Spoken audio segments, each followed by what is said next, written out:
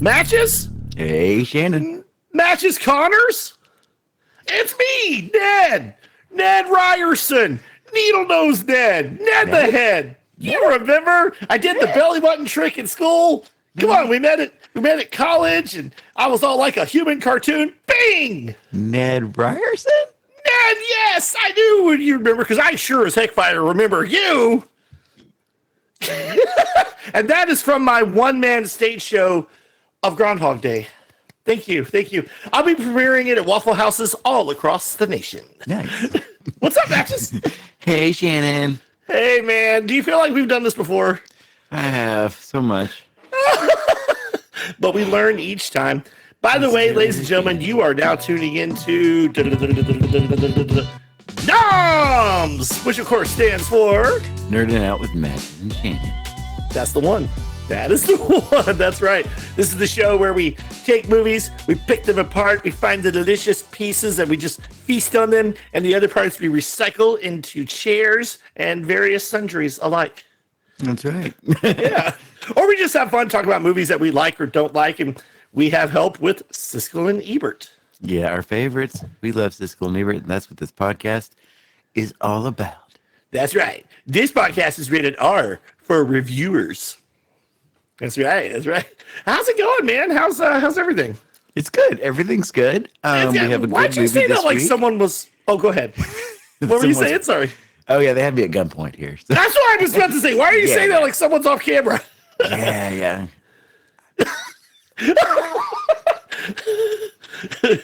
Blink twice if you're being held hostage. That's what I do when I text my wife. I go, blink twice if you're in trouble. That's right. You'll never know. Either way. Yeah. Or when I text her and like one of the kids are asleep or something, I'll be like, I'll text quietly. That's right. Yeah. Yeah. But I hope you're having a good week. We're a few days removed from the Super Bowl. I don't know if you watched the Super Bowl. I caught the halftime show afterwards. I thought. Oh yeah. Hey, Drake. Yeah. Oh man, that halftime show was awesome. I gotta say, cool. Groot does not love to watch TV a lot with us in the living room. He came in to grab a snack, and he stayed for the entire halftime show. Oh, yeah. I mean, we were talking about Pulitzer Prize-winning rapper Kendrick Lamar. Literally a Pulitzer Prize-winning rapper, Kendrick Lamar. Yeah. And he's not everybody's, cup of Jim. For one, he's not one of my favorite rappers because I think it's his flow. I don't like his voice. It's nasally. I got used to him over the years. And listening to it and then going to see what everyone has deciphered from his lyrics is probably the best part of Kendrick because he is brilliant. Oh, he's literally brilliant. I will give him that. He is a great writer. Yeah. He won the Pulitzer Prize for Damn, which is a different story forwards than you listen to the tracks from the end from beginning to end. It tells a completely different story. So the first one's a redemption story. The other one's like the opposite of that. So, well, do you mean like the whole album? Well, if you listen to there's a collector's edition out there that starts with the last track and ends with the first. Oh, nice. And then there's the regular edition. Yeah. So he always has some hidden meanings and some things going on. Okay. Which is fascinating. He's a very, very smart man. He is a smart man. And I mean, I've like you said, I've gotten used to the, for me, like if a rapper doesn't have a great voice, then it's hard for me to listen to their songs. Oh, like really? Lil Wayne, I like Lil Wayne as a person, but for some reason, I just don't like his flow. I'm just like, okay. I gotcha. I like Kendrick. Yeah, I do like Kendrick. But yeah, I get it. He's not like your commercial type artist, I guess. Even though he is very commercial selling it. I mean, big enough to be at the Super Bowl. Yeah, exactly. Yeah, no, it was a great show. That performance wasn't the most like marketable performance. It was straight rap is what it was. I guess I thought it was. I mean, you might be right because there were people who were like, I mean, there's always going to be people going, I don't like who's at the Super Bowl performing, And there's artists that I don't like that perform there, like Lady Gaga, Katy Perry, not a fan, but I love their performance because they give it. They bring it. Got you. Yes, the performance. Yeah, all he was missing was Left Shark. Who? Katy Perry. I can't. Oh, yeah, not a fan. Not me either. No. Not a fan. I like every 17th song she has. Something like that. Yeah. Yeah. But, you were talking about, having to go back and live the songs again. That's ironic because it seemed like, Groundhog Day, the event was actually a few weeks ago. Yeah. Punxsutawney Phil saw his shadow in real life. This happened in real life. And apparently we're going to have, 6 more weeks of bad TV or 6 more weeks of that's what it soggy Ritz crackers. 6 more weeks of winter. Hey, the Kansas City Chiefs saw their shadow and they had three quarters of no score. Oh! Wow. And I love the Chiefs. I love the Chefs. I did not know that. I'm not a big foosball person. See, so yeah. Well, me either, Matches. That is the only game I watch every year, me and my wife. We just watch the Super Bowl. And we watch it mostly for the commercials. Yeah, for sure. Yeah, but I love the Chefs. I love Patrick Mahomes. I call him that, Patrick Mahomes. Yeah. Shout out to my Missouri friend who's a big Chiefs fan. Pin pal. Mahomes. Well, speaking of Mahomes Matches is here. And we are going to be doing that movie, which has been an inspiration to many other movies and an inspiration to many people. It's not just a comedy. It's a feel-good. You can put all kinds of meanings in this movie. What movie are we doing, Matches? People are wanting to know. We're doing a Groundhog Day. Groundhog Day! Now, if you're thinking, haven't you guys done this before? That's hilarious. We've done this a lot already. Yes, we have. We're going to be doing the movie Groundhog Day from 1993, directed by the very talented and very much missed Harold Ramis. Yeah. Yes, and starring some newcomer I've never heard of before and didn't go on to do much. What's his name? William Muddy? Yeah. Starring the very hilarious and very much loved by us and a lot of other people, Mr. Bill Murray. Oh, yeah. Yeah, we're going to talk about this movie. We're going to see what Siskel Ebert thought about it. So, if you're ready to hit that VCR.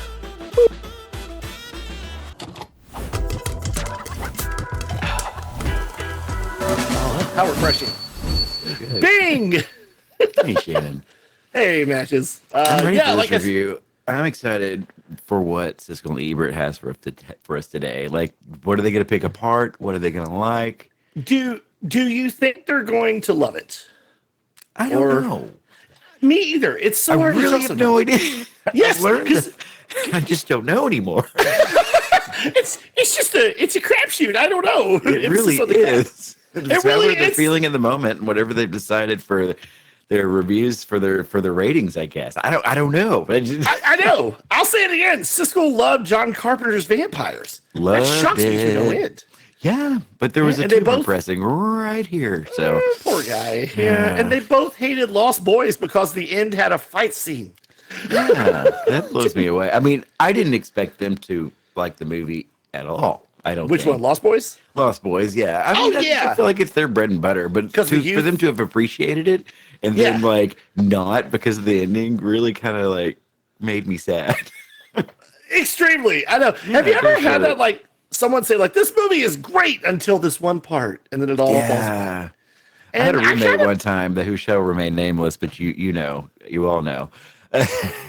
He's right here. That watched all of what was it? The dude abides. The Big Lebowski. The Big Lebowski for the first time about a little over 10 years ago now. Okay. He'd never seen it before, which is like a long time to have not seen that movie, and he laughed all the way through it. You would have thought he was having the best time in the whole world, and then it's over and he goes, that was okay. Meh. And I was just like, you just laughed and enjoyed. I watched you enjoy this whole movie. And it's over and you're like, meh. Like, what is his reaction if something is really good? Like, he really likes it. It's really annoying. That is so funny. Either way, you can never tell from people's reactions, No, you can't. Right? Because, like, my son Groot, he is a wonderful, wonderful, caring, loving young man. But when he's happy, I don't know. Yeah. Because he'll be like, that's cool. I like it. It's teenagers. Yeah. They're trying to be too cool for school. That's right, man. And then when you get older, you just decide it's not worth it anymore. Exactly. Yeah, well, you're not that person. There was a certain point in high school that I realized I didn't want to be cool because I knew I wasn't. So I was like, I'm just gonna cool be me. isn't what you think it is. You're cool because you're a nice person. Like, not because you act like the Fonz or something. So this movie has been probably reevaluated, even though like a lot of movies that were not considered great, like The Thing got big reevaluations. This movie's been reevaluated from being awesome to awesomer, right? Would you say? Oh, I would think so. Yeah, it's it's one of the most solid scripts to movies I think I've ever seen. Because it's just good from beginning, middle, and end. There's nothing bad in this movie. I'll say it right there. Meandering of the material. Yeah. Yes, you're right. Well, speaking of scripts, it was written first by a guy named Danny Rubin, who you're gonna be shocked by this if you didn't already know. Apparently, he got the inspiration in 1991 after reading The Interview with the Vampire by Anne Rice. He got the inspiration because he was thinking vampires, unlike mortals, can live forever. What does it mean to live forever? And at what point do you just start repeating the same day over and over again? And you're also I think not he wrote held... something much more serious, is what he was saying, and he was kind of sad that it was a bit more comedy, a bit more romantic of a movie than he had mentioned in the beginning. But it made for a good movie. So then Harold Ramis came in and sort of punched it up with it. He did, yeah, bringing more comedy. Yeah. And we're going to talk about what this did to Harold Ramis's and Bill Murray's friendship, though, later. Yes, there is a connection there, isn't there? Yes, there is. Let's just say Ramis wanted it to be more straightforward, yuck.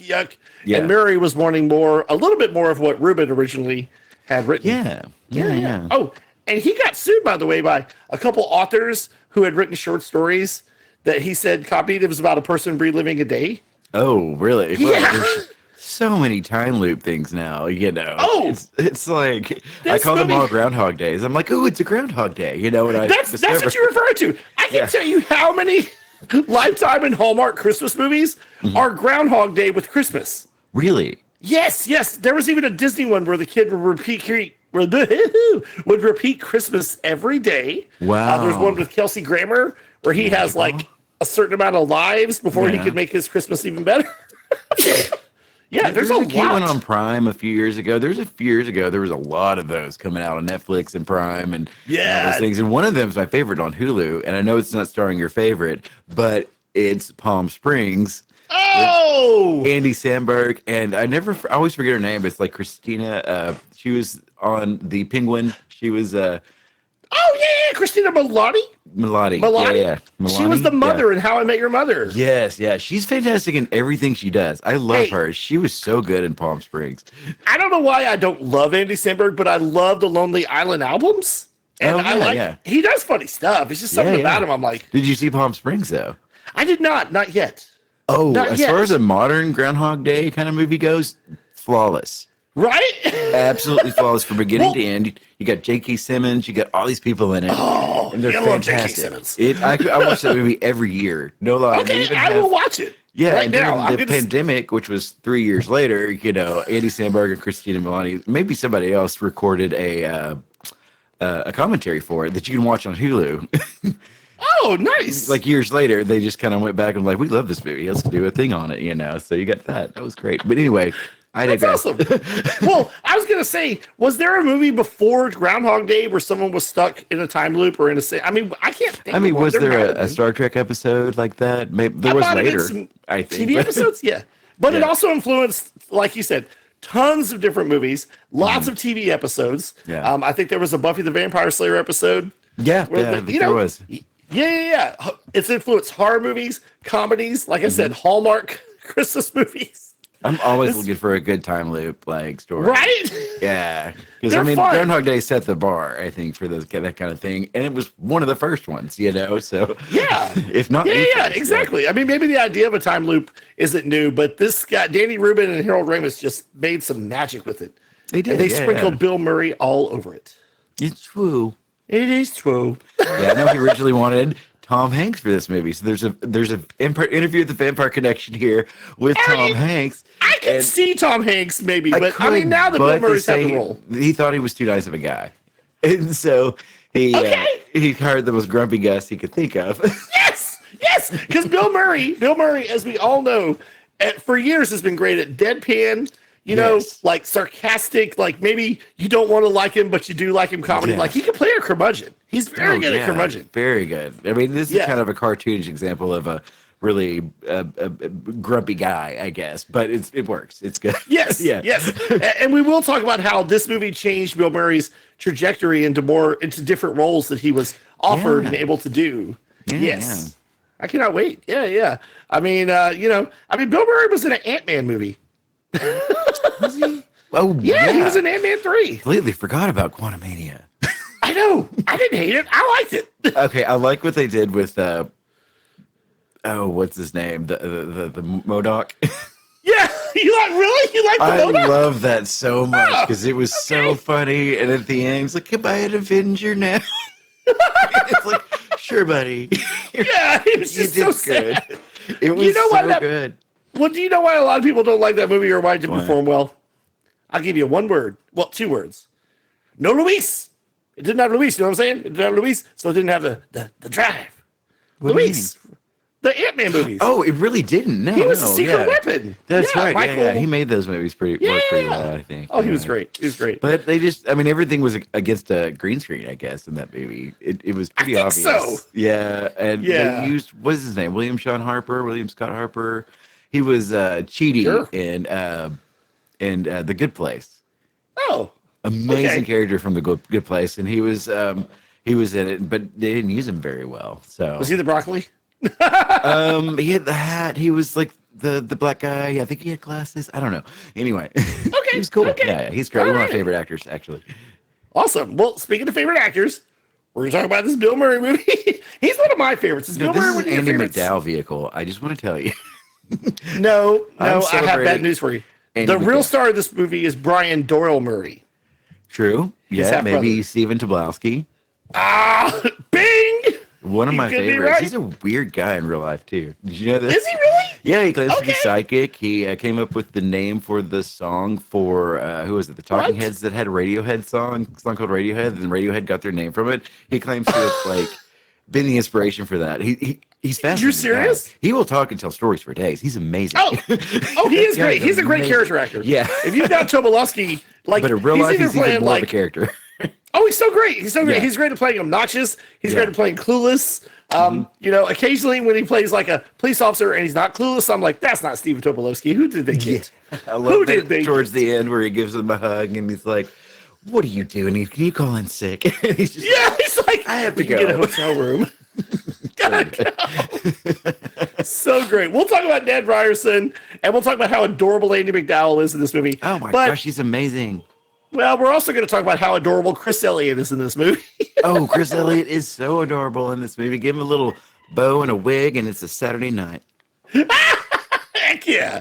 Well, speaking of, let's see what Siskel Ebert thought of Groundhog Day. Oh, I am ready. Okay. Have we seen this review before? Maybe. We're going to make a lot of jokes like that, so get ready, people. Strap in.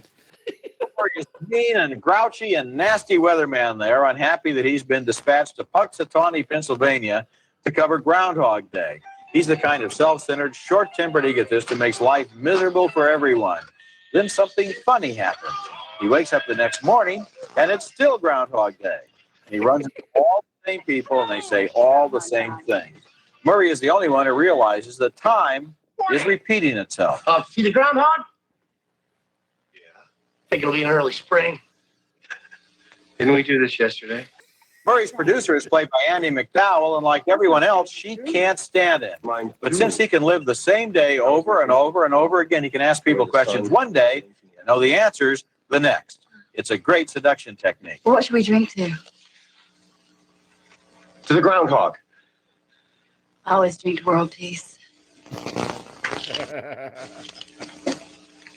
always thought that was a little out of character for her. Who would just say that? Who would say, "Oh, I only drink to world peace"? Like, oh, I don't know, man. It was the early 90s and everybody was a little pretentious. Like, I won't rest until the war and so is over. So no more Hot Pockets for me. Oh, that's right. Did she study 18th century French poetry? French poetry. That was her major. Yeah. Not journalism, not broadcasting. And I like how he was reciting the poem later. And she goes, "Oh, you speak French." You know, it was like, seems a little more than that. He's reciting a French poem that you should know. Like, that was your major. That was your major. Yeah. Well, it is funny. I mean, Andy McDowell, she's always got that. It's funny you did that Southern accent because she never in all her years, she's still got that little Southern twang, which is so Just cute and so she always adorable. said she couldn't just completely get rid of it. Yeah.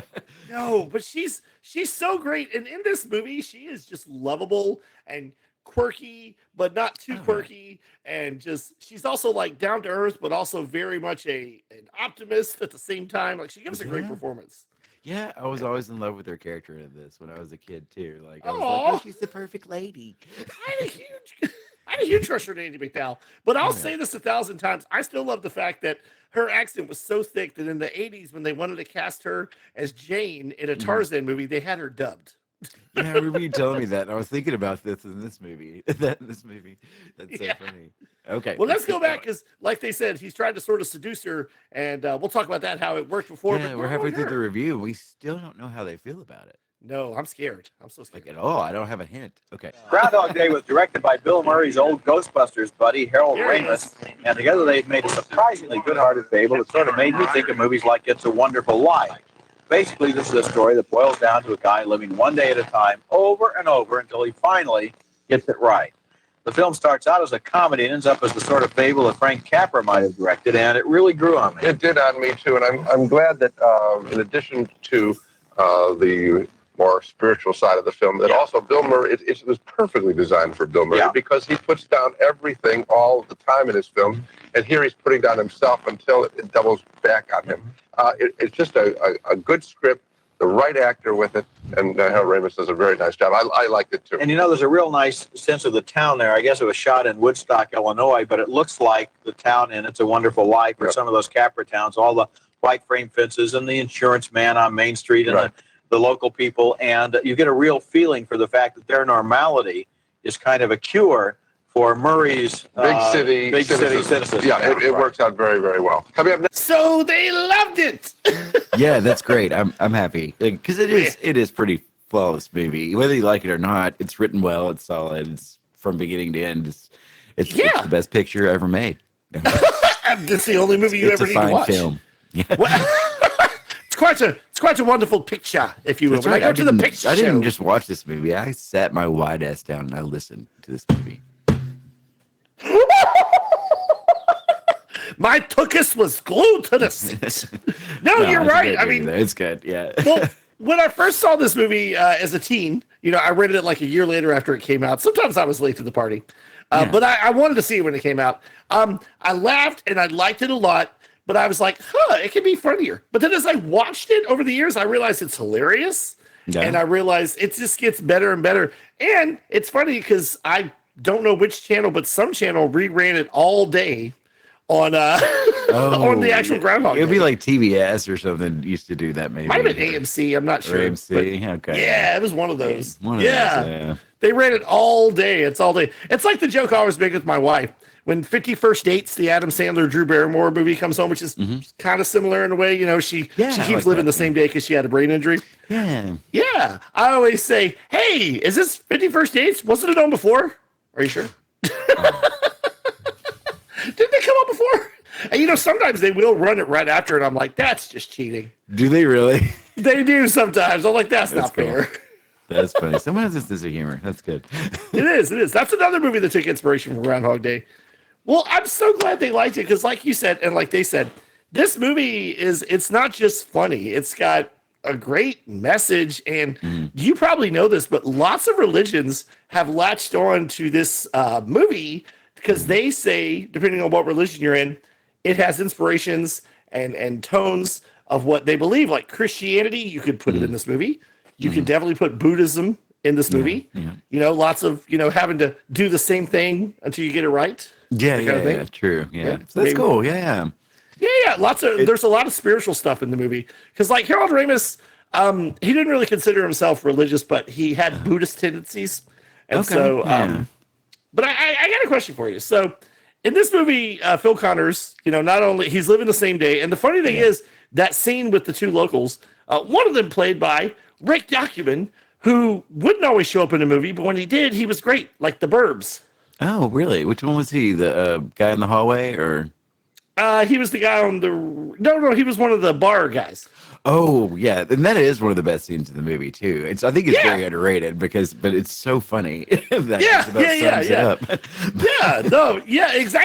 But that's what Bill Murray realizes. Okay, because the first few days he's trying to figure out what's going on, and he's like, how is this happening? And finally he's like, wait, if I'm living the same day over and over again, there's literally no consequences.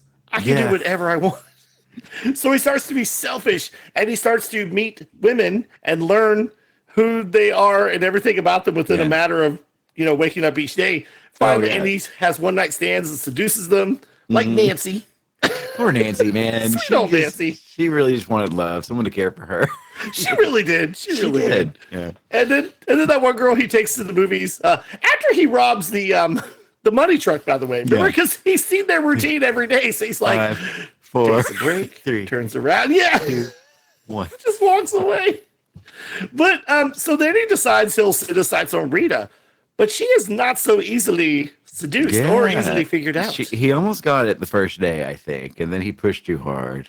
Yeah. And the second day, he's really trying too hard. He's just like all manic. And it's just like, hey kids, yeah. And he tries to like fall down and like, recreate the scene the night before where they kissed and all that. Yeah, just didn't work out. Yeah. No, it's so funny though. And then it depresses him. Right. Then it depresses him so much that he goes back to being nihilistic, and he kidnaps Punxsutawney Phil. Yes, I love that. That's when he's like, "Don't drive angry." Don't drive angry. Yeah. And it's the first time he dies, and then he wakes up and he's like, he realizes he can't die, so he starts jumping off buildings, putting in that scene where he's in the truck with Punxsutawney Phil and he's driving, the groundhog's actually trying to get over the steering wheel and get away. Oh, it looks like he's driving, and then he reached over and bit Bill Murray. Oh, I heard. Yeah, so hard that he had to have medical attention, which reminds me of a little story of my brother walking his dog. This was sometime in the last year. They were on their little morning walk, and they see a groundhog. And my brother goes, "Good morning, Mr. Groundhog," or something. And the groundhog goes and starts charging him. They're running backwards, trying to get away from the groundhog. So groundhogs are not sweet like Punxsutawney Phil seems to be in this movie. Yeah. Well, like you said, he did bite Bill Murray. He did. And by the way, real quick, so they're there to cover the Groundhog Day as they do every year. And of course, Bill Murray, he says he's being offered, like network jobs or whatever. And he's very cynical because, he feels like he's stuck in a rut. And then he literally gets stuck in the rut. And after he dies that first time, he keeps dying and experimenting with what's happening, because he realizes he can't win Rita's love. But here comes the best line, my favorite line of the movie. Is when he finally confesses to Rita what's happening. He's trying to explain it to her. She's like, "So you're God?" And he goes, "No. I'm a God. I'm not the God." That is my favorite line of the movie. It's good. But, it's really good. It is a great line. You know what my second favorite line is? What's that? When he's just fed up and he gets there to cover the Groundhog Day and he goes, 1,000 people freezing their butts off to worship a rat. Oh, yeah. That's good. I love it. Yeah, it's when he delivers the lines. It's just so good. That God line is delivered by him so well. Yes. That anyone else doing it, it wouldn't have had the same punch, I don't think. He was very good at it. It's so good. Well, he's so good because, this movie, he was in some, kind of dramatic films before this. He played Hunter S. Thompson in a movie in the 80s called Where the Buffalo Roam. Oh, yeah. I never saw it, but I heard things. Yeah, I don't know. I don't know if it was a Fear and Loathing in Las Vegas level. I don't know. No. And then he played a serious role in the movie The Razor's Edge. I don't know if it was about addiction or people who just couldn't shave well. I don't know. Wasn't that? I don't know. Anyway, that's from the mid to early. But so this movie opened up dramatic roles for him because it showed a different side of him. Yeah. And I did want to talk about how this movie did sort of ruin him and Harold Ramis's partnership and friendship. They had been friends since the Saturday Night Live days. When Harold Ramis would, kind of contribute every now and then. And him and Ramis worked together. Yeah. Yeah, they worked in a lot of movies together. Stripes, Caddyshack. Harold Ramis either wrote or directed these movies. They also co-starred. They co-starred in both Ghostbusters movies. Yeah. Harold Ramis actually gave him his first big starring role in Meatballs. Oh wow. Okay. Yeah. Yeah. That's Not the cool, one with man. Pee Wee Herman and Dan Aykroyd. I mean, not Dan Aykroyd. No. I meant I only John like Larroquette. Meatballs 4. We're not going to talk about the Jack Nance, Yeah. the Jack Nance masterpiece that is Bringing it Meatballs back. 4. I'm not proud to say I watched it. Okay, I was young. No, I actually never saw it. I never watched It's as it. bad as you think. I mean, Yeah, you can I'm sure watch it it if you like the comedy stylings of Corey Feldman by himself when he's not in the Goonies or other talented people around him. Yeah. Isn't the movie moving just like on. crazy perverse and like, Yeah, wild? it's Yeah. pretty bad. Yeah. But moving on with that. Moving on. So, so this movie was like a movie that they had partnered up again, and I guess Bill Murray had been tired of hearing from people that his most success had come from working with Harold Ramis, because that's not true. Scrooge was a great movie. Oh yeah. What About Bob is still one of my favorite Bill Murray performances of all time. Yep.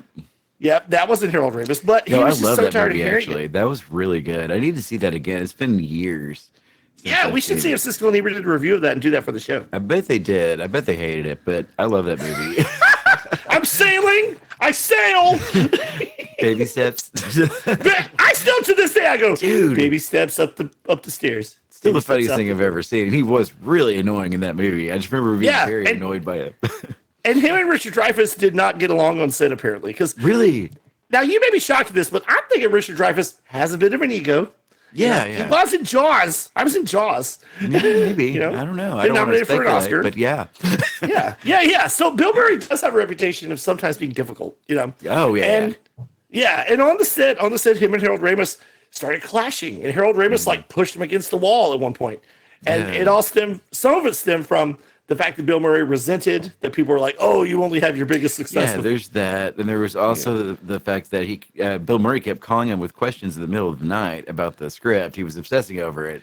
Yes, he had nothing else to do at the time. Something had happened. I can't remember, but he had the divorce. screenwriter I come think over. he was divorcing his wife or something. Yeah, he was divorcing his wife. That's what was going on. So he needed to kind of dive into something, I think is what was happening. Right. And so he sent the screenwriter over to his house to like stay with him and comfort him. And they said he resented that too. So And then Ramis also wanted, like I said, the movie to be straightforward, and Bill Murray wanted more introspection. And so they tried. So finally, before they were through filming, Bill Murray would only correspond with him through other people. Oh, really? And they stopped talking to each other for 21 years. Oh, wow. They would see each other. I remember that they said that every time Harold Ramis would try to explain a scene to Bill Murray, Bill Murray would say, "Just tell me good feel or bad feel." Yeah. And he would do it like that. That's true. That's true. Yeah. But they had a 21-year, like they didn't feud. They just didn't talk. Like if they saw each other at like a function, like an award show or something, they would say hi, but they didn't call each other. They didn't have conversations until sadly Harold Ramis was on his deathbed, and Bill Murray, finally got up the chutzpah to make a visit to him, and they had a great visit, and they cried together and they laughed together. Really? And then when Bill Murray was presenting some kind of award at the Oscars the year after he died, he named the nominees. He said, "Oh yeah, and also Harold Ramis for Caddyshack and Meatballs." And oh wow. Yeah, and he had a tear in his eye. So really, yeah, it was sweet. Yeah, but that's a great example of being so stubborn. 21 years. Yeah. You can tell we like this movie too because we were focused on all of it, like we're remembering things and we. Right.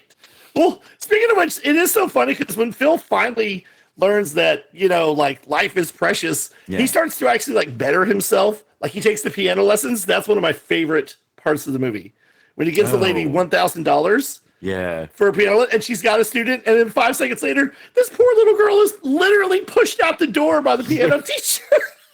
With this bewildered look, like he's a savant. I know. So he takes piano lessons every day. Somehow he learns how to ice sculpt. Yep. And then it all culminates on this one day that he thinks is going to be like any other, but he does all these great things. He saves Brian Doyle Murray's life from choking. Yep.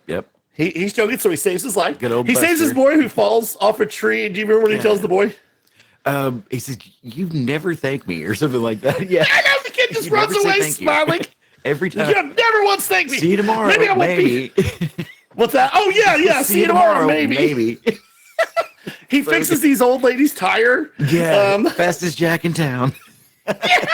He helps counsel these two newlyweds who are these two kids who want to get married. Yeah, they did it at the end. He helps make their honeymoon possible. And do you remember? Because they're like, take us to WrestleMania. Yep. Yeah. I remember. Yeah. They're going to Pittsburgh or something anyway. They're going to be there. Yeah. To do that. So yeah, he's like, do you know who the guy was though?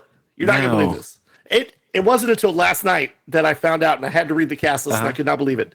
The happy newlywed is Michael Shannon. Great name. What? Stone-faced Michael Shannon, who recently did a commercial with Aubrey Plaza at the Super Bowl about how if he smiles, it looks like he's cracking or something.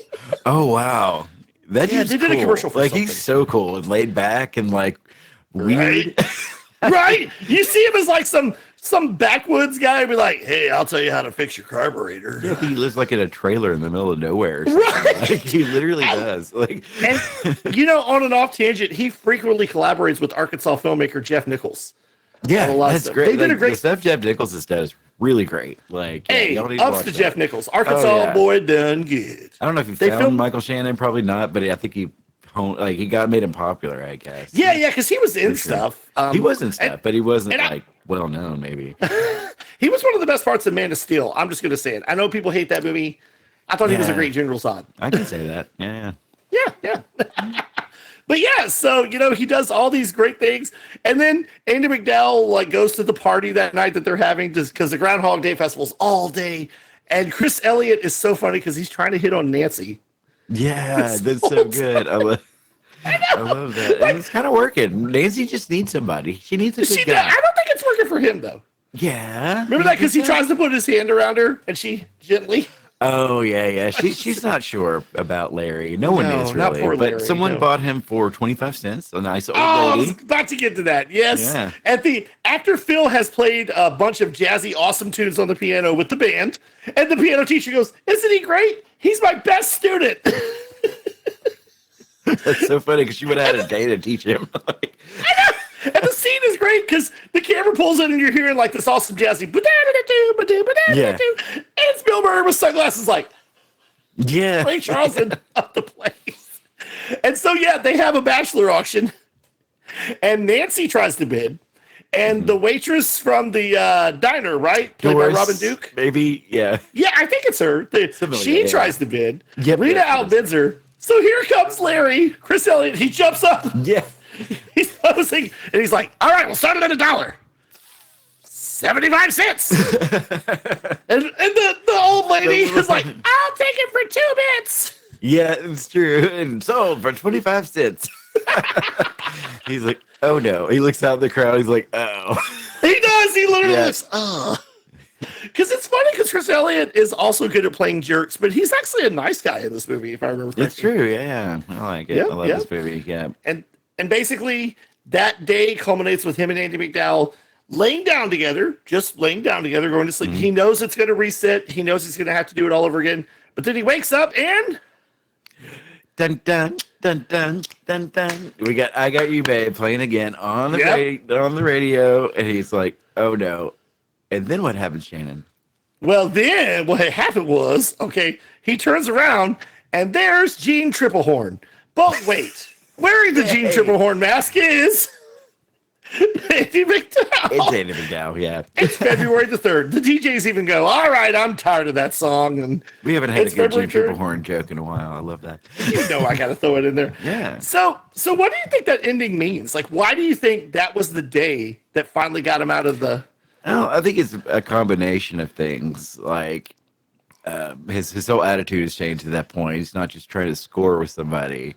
He's also helped everyone in town. Everyone that needs to be helped. Yeah, he was completely selfless and did that. Mm-hmm. He got the girl naturally, in one day, changed her entire opinion of him. That's right. He tried it over and over, and he was just the perfect example of just what he should be compared to what he was in the beginning, which is completely opposite, I think. Yeah. And speaking of which, how long do you think he was in this loop? A lot of people have theories.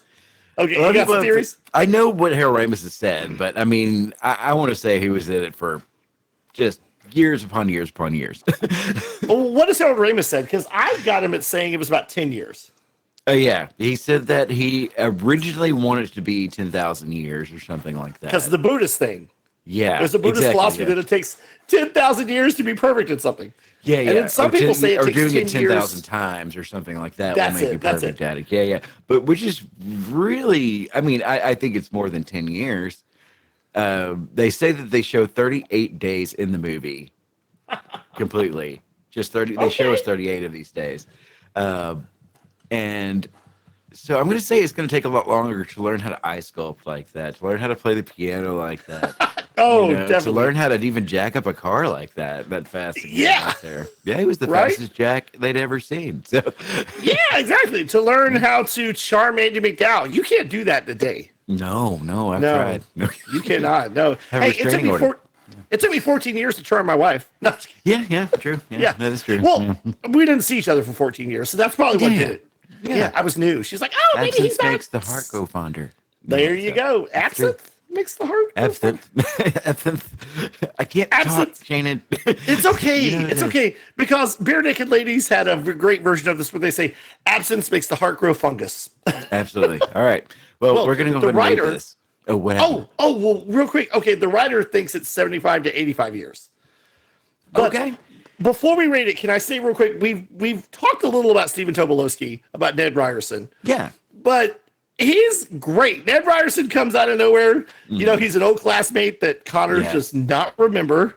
God, he And remembers him like that, like across the street. Like he's got Yeah, he's eyes like, a hawk. Phil Oh my Connors. gosh. And every day. And he's- oh my. He's trying to sell him insurance. And Yeah. for the first couple of days, Phil walks into a pothole that he didn't see. Yep. He's like, whoa, that step's a doozy. You Yeah. know? So here's the thing. Everyone loves Ned Ryerson. Mm-hmm. Stephen Tobolowsky, as you said, you know, he's a crazy, wacky guy. He actually recreated the character, I think, for a Blu-ray commentary for the movie Really? as Ned. Wow. Yeah. That Yes, guy never it- ceases to amaze me. I'm just saying. And But- in that spot, there is a little sign that says Bill Murray stepped here on that thing. I was going to say, yes, Yeah, Woodstock, Illinois is where they filmed the movie. And they on have the corner, sites they, with plaques. They have Ned's corner or something and another Yes. plaque around the Yeah, building. they have tours. In fact, it's increased from like hundreds of people that used to come to like 10,000s of people Are you serious? that come every year. Yeah, well, maybe not Today? 10,000s, but thousands. Yeah, Oh, yeah. that's really great. Yeah, we should do I- that. Let's I go get wanna the bed say- and breakfast and like. Oh yeah, I would love to little stay that lunch cute hour. little Yeah. bed and breakfast. Yeah. Yeah. So speaking of Ned Ryerson, there is a theory out there. I'm sure you've heard lots of fan theories about this movie.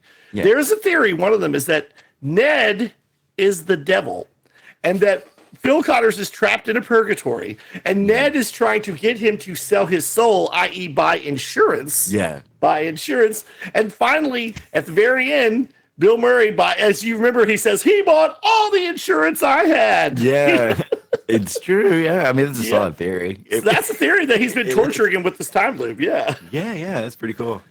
Well, let's rate this mother like you said. Sorry to interrupt, by the way. It's okay. No. All right.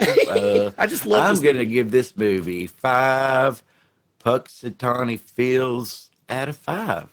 Okay, I like it.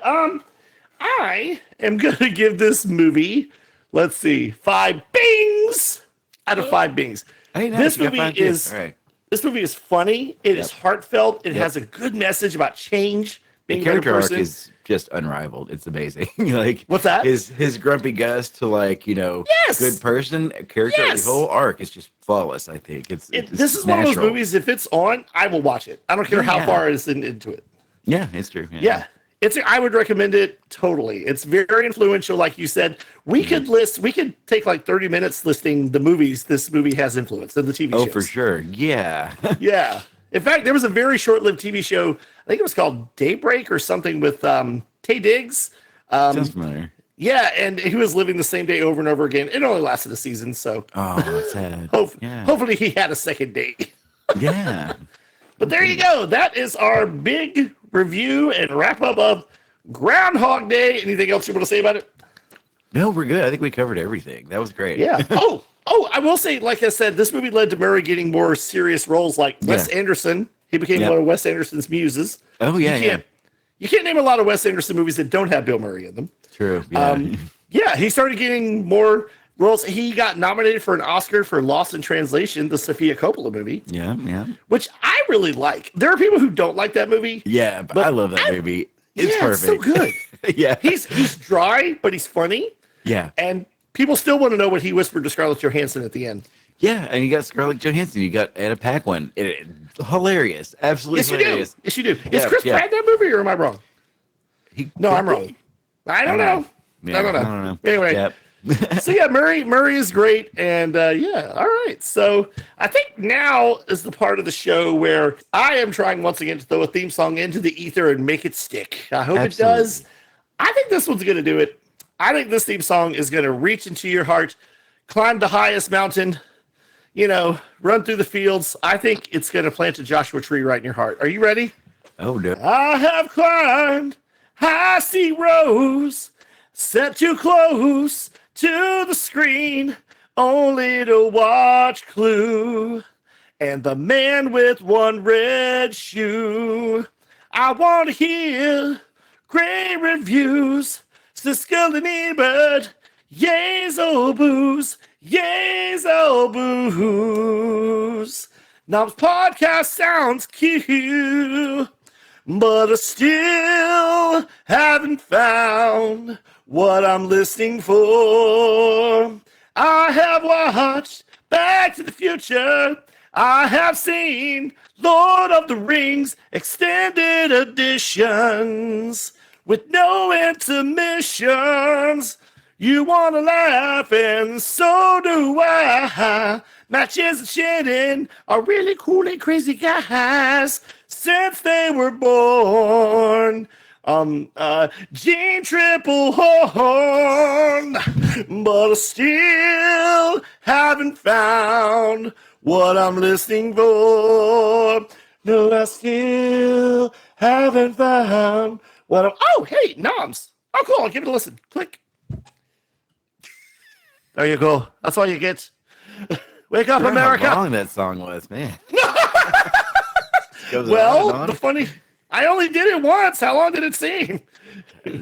Yeah, it felt like 10 years at least. Well, now we're going to get into everyone's favorite segment of the show. It's my favorite segment of the show. Yeah. Is it your favorite segment of the show? Yeah. That is so funny. Oh, hey, by the way, I may have got us another listener because at a place I work at, I sold the lady some David Lynch movies. And I said, hey, I have a podcast with buddies, and we just did a David Lynch special. And she said, oh, write the name of your podcast down. And I was like, oh.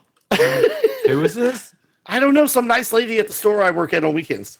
Oh, okay. Yeah, I'm just saying, random person. That's cool. So maybe she likes this segment, which is called the Video Movie Corner. Pick up the Bing! Hopefully we'll have some music there later. Yeah, and maybe some better singing for myself. We're doing the Video Movie Corner pick of the week. Explain to them what that is, Matches. Well, that's the time of the show where we pick a movie corner pick for the local movie corner store down the street. It doesn't exist, but it exists still in our hearts. That's right. Yeah, and sometimes in our heads. Recommend to you a movie that you may not have seen before, and if you have, this is not for you. This is not for you. Oh, child, this is not for you. This is not for you. But it could be. You could watch it again and reevaluate it. That's true. Yeah. Do you want to go first, or do you want me to go first? I can if you want me to. Okay, you go first. I'm going to go watch the movie real quick and see if I like it. Go ahead. Well, we've already talked about my movie, but I'm going to do another Groundhog Day movie. What? A movie inspired by Groundhog Day? Called Palm Springs. I've never heard of this movie. Have you ever talked about it? No. No, I've never heard this movie mentioned at all. Tell me about it. What? Oh, yeah. I get Groundhog Day-ing you. I got you. Yeah. This is my first time, but it's probably not yours. I don't know how that works. But Palm Springs is one of my favorite just comfort movies. It's so good from start to finish. Like we said earlier, it's got Andy Samberg, it's got Kristen Milotti, it's got Peter Gallagher, it's got J.K. Simmons, it's got Peter Gallagher, Tyler Hoechlin. Oh, he plays Superman on Superman and Lois on the CW, Thank you. and I love that guy. I love he's that guy. amazing. Yeah. He's one of my favorite Supermans. This also has June Squibb, who was in the movie Thelma. Did you see Thelma? We love June Squibb. She was also in Hubie Halloween. Oh, she's been in a lot of things for a long, long time, apparently. But I loved her in Thelma. It's on Hulu right now. Y'all watch that too. That was one of our video movie quarter picks of the weeks. That's right. Yeah. Y'all probably didn't see that if you're watching nice this. Full circle. Nice full circle. Yeah, but it's a good movie. Because lots of people are in it. You would love it. It's done really well. It's got my one of my favorites, Portia from Search Party in it. Oh, okay. Yeah. But yeah, it's a really, really done well movie, and I think everyone should see it without going in and knowing too much about it because I was going to say, how much do you want to talk about it? Not much. Because last time you said the entire plot, so it's worth it for J.K. Simmons. Always, everything's worth it for J.K. Simmons. If you're saying that J.K. Simmons sells this movie, I am in. Yeah, he really does. And he's not in it a lot, but he's the main focus of it too. At the same time, so he's good. Because he is the only one I could ever see playing J. Jonah Jameson in the Spider-Man world. Oh yeah, apparently other people too, because he keeps being in the movies. Right? Yeah, he's a menace. So good. I love it. He's great. So Palm Springs. Where can they find Palm Springs if they want? They can find Palm Springs always on Hulu. It premiered on Hulu. A few years later during the pandemic, like I said, they recorded the commentary on Hulu just for funsies because they had nothing else to do. It was before the pandemic? Yeah. This is a 2017 movie, I believe. Oh, really? Okay, I thought it was later than that. Okay. It was 17 or 18. Let me see if it even says on here. It should. Most of them do. Oh, crap, I'm wrong. It is 2020. Oh, okay. Yeah, it's been 5 years. Yeah, it's all right. Who cares? So I guess like the commentary is maybe a year or two later or something like that. Yeah. Okay. Nice. All right. So that is your video movie pick of the week. Let me just say real quick. There were people who wanted a sequel to Groundhog Day, and Ramis and the writer and Bill Murray all said no. There's no reason to have a sequel to this movie. Yeah, there is one for VR. If I know it was for the PlayStation, there's a Groundhog Day 2. Starring Phil's son. What? It's not supposed to be very good though. But I wanted to play it anyway. Y'all should look and see if it's still available. I don't know. This was years and years ago. And speaking of revivals, the only time that Murray and Ramis worked together again, and technically they didn't work together because they were in different studios, was when they recorded the voices for the Ghostbusters video game. Oh, which I really liked. It's technically Ghostbusters 3. Yeah, it's really good. Yeah. I had it for the Xbox first, and then I just bought the remaster a couple years ago. Nice. Okay. Well, speaking of remasters of the universe, my video movie corner pick of the week also released in 2017, but wait, yours wasn't. I was wrong. Okay, sue me. I'm messing with you. No, it doesn't matter when it was released. It's a great review, and I want to watch it because of you. Yeah. And hopefully, if you haven't seen this movie, you'll want to see it. This movie is a very Groundhog Day inspired movie. I don't know if it's the first horror movie inspired by Groundhog Day, but it's probably one of the best. And it is called Happy Death Day. One of my favorite films. Yes, it is a great movie. I got it written down. And the sequel.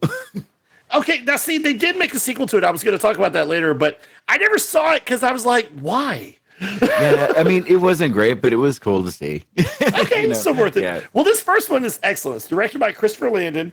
And I didn't know this, but written by one of my favorite comic book writers, Scott Lobdell. Really? He's a great comic book writer. He's written Green Lantern. He's written X-Men. He's written lots of great... That. Yeah. He got into screenwriting. Good for him, Lobdell. I'm a huge Tree fan. Tree is one of my favorite, what do you call them? Final girls. In the she's great. The character Tree Geltman wakes up after a drunken, crazy night on her birthday. And she has her usual day. Now, a little bit like Bill Murray, she's not exactly a jerk, but she's not the nicest person. You know, she's oblivious to people's feelings that she has hurt. And she is very, self-centered. She's a college student. She wakes up. It's her birthday. Her sorority sister roommate made her a cupcake. She tosses it. I ain't got time for this trash. And do you remember the song that plays? What is the song that plays? I can't remember. It's like, it's your birthday. You better pick up the phone. It's a jam. So, before the day is over, she finds herself murdered by a killer in a, I'm just going to say, very creepy baby mask. Yes, it is. Yeah. But then she wakes up the next day. Yeah. She's not dead. But then she gets killed again. So she's got to figure out who's doing it, why they're doing it, and try to survive. And much like Groundhog Day, as she keeps living the day again, she tries new things. She learns to be a better person. I won't spoil it for you. It's got a good twist about the killer and everything. And it's a good movie. So happy death day. Yeah, happy death day to you. Yeah, it's great. So good. One of my favorites of all time, I will say. Nice. And I treasure and that was our. And I treasure you. Oh yeah. It's our video movie corner pick of the week. I think we're there. Hit the hot seat, baby. We'll find out. Yeah, I guess. Next week. Well, that was another great show. Great show, Matches. It was. Yeah, you know how I know it was a great show? We're in the outro. Well, do you know how I know it was the great show? How do you know? Because that is the 107th time we have done this show. It's okay if you don't think that, but I know it because in 5 seconds, you're going to sneeze. 1, 2, 3, 4, 5. Also, in 2 seconds, I'm going to look incredibly handsome. 1, 2. Julius Pringles. Yeah, guess what? The chefs lost the Super Bowl. Wow. I know this because we've done this show 1,000 times. It's okay. We'll get it better. But that was my bad attempt at the Groundhog Day joke. But before we leave, Matches, I want to let you know before you have anything awesome to say, because I know you do. We have a sponsor this week. Do we? I'm so excited about this. Yes, we have a sponsor. It's an unusual sponsor, but it is you know how Rage Against the Machine has gotten back together? Yeah. And they're going to be recording some new stuff. We are sponsored by the new Rage Against the Machine album, but it's not just any album. It's the first Rage Against the Machine album for kids. It's their kids album. Yep. It's called The Battle of Time Out. And it features awesome songs. I'm going to play you a little sample right now. This is called Kidding in the Name of. Kidding in the name of. Some of those that love nap time are the same that love bath time. Some of those that love nap time are the same that love bath time. Thank you. I'll do what you told me. Thank you. I'll do what you told me. It also features other hits such as Binky's on Parade, Clown Rodeo, and Sleep Now I'm So Tired. The Rage Against the Machine Kids album, The Battle of Nap Time. Pick it up in stores nowhere today. Doesn't have the same hit to it, does it? They're trying new things. How dare you judge them? That's fine. Come on, kids. Let's get up. Get your parents' wallets. You don't like that idea of Richie Machine making a kids album? Apparently they did. I just missed it. Oh, I have a quick thing to say. This is so funny and weird. At the store I work at on weekends, there was a lady that had a shirt on that said, I like to F things. I'm here to F things up. Which I thought, whoa. But as she comes up to me and I'm checking her out, she said, this is just what she said. She said, you know what? You have the greatest spirit and you have brightened my day and made me laugh. And I really appreciate you. Aww. And I was like, well, thank you. And then I'm looking at her shirt and I'm like, that's hilarious. Wow, that's cool. Thought that was really nice, especially that's with the really shirt. Nice. Yeah, it's heartwarming. So, I love it. Yeah, if you're listening, lady, hey, you're a winner. I like you too. But do you have anything else to say before we get on out of here? I don't know. If you haven't seen Groundhog's Day, kids, just go watch some Groundhog's Day. You'll it's currently on Prime. Fun. It is fun. Yeah. You can rent it. You can buy it. You can buy it on DVD or Blu-ray. I want to get the Blu-ray. Also buy it because you already have it. You didn't realize it. Yeah, tell us that story real quick. I rented it last week on like Apple or something, and I was like, "That's fine. I'll just rent it here instead of my usual place, Voodoo/Fandango at home." Yeah. But I went there this weekend, and I was like, maybe I should rent it again because I was having computer problems, and I needed to fix my computer. I had it on the background. Yeah. I didn't have it still rented, so I was like, I'll find it. And it said, watch again, and I'm like, what do you mean watch again? Don't you mean buy it? And apparently about 7-8 years ago, one February, I was lonely. I'm not gonna lie. What story is this? I just bought it. I just bought it for myself as a present for February, as people do. There you go. That's my story. You didn't realize you had it.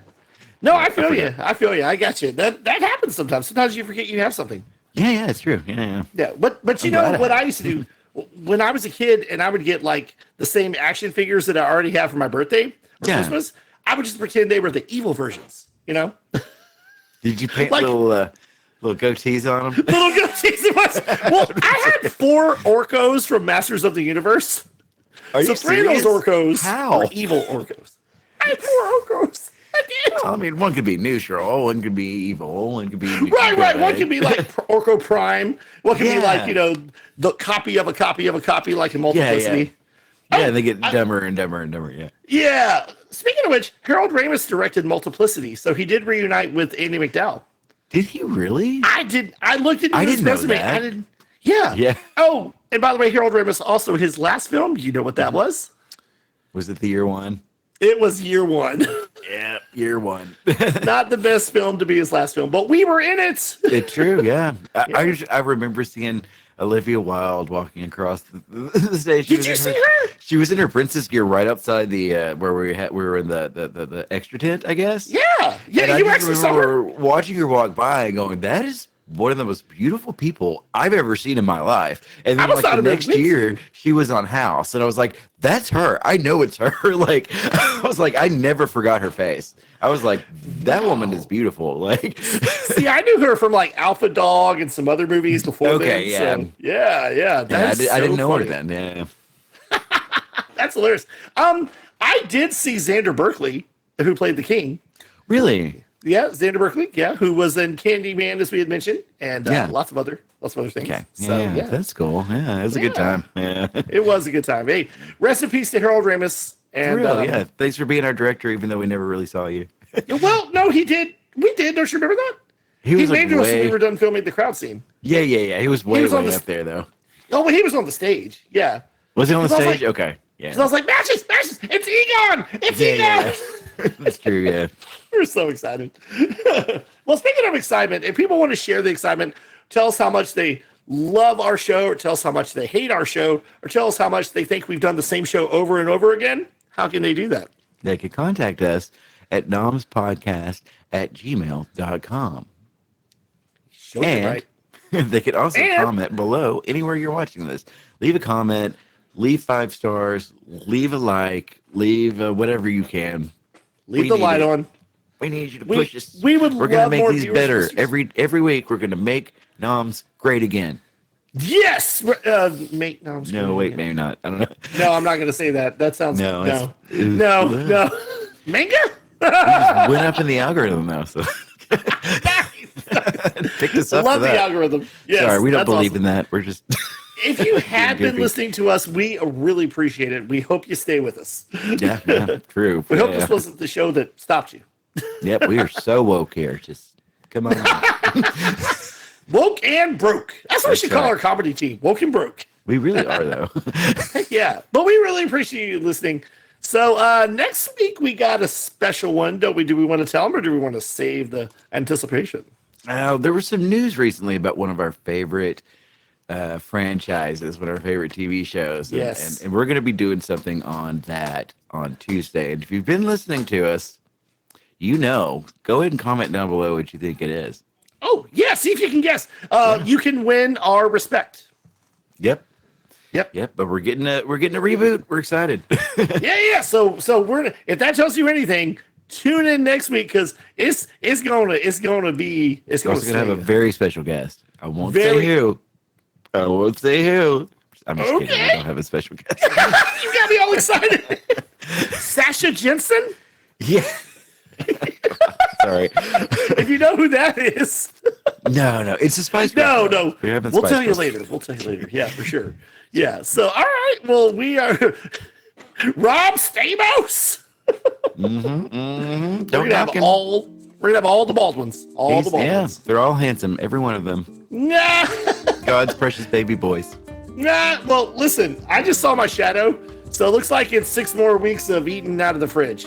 Yeah, So- it's nap time for me. We do have some winter weather coming this week in certain areas, so be careful out there. For sure. Yeah. All right. If it's raining, then go inside. It's good to see you this week. We'll see you again next week. All right, buddy. Same We're going to fade away. Don't drive angry. Don't drive angry. Oh, was I supposed to disappear too? Sorry.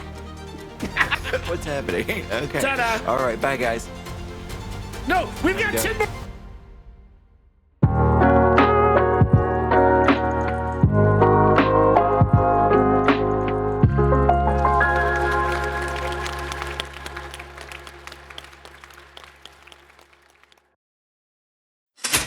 Nom nom nom. No.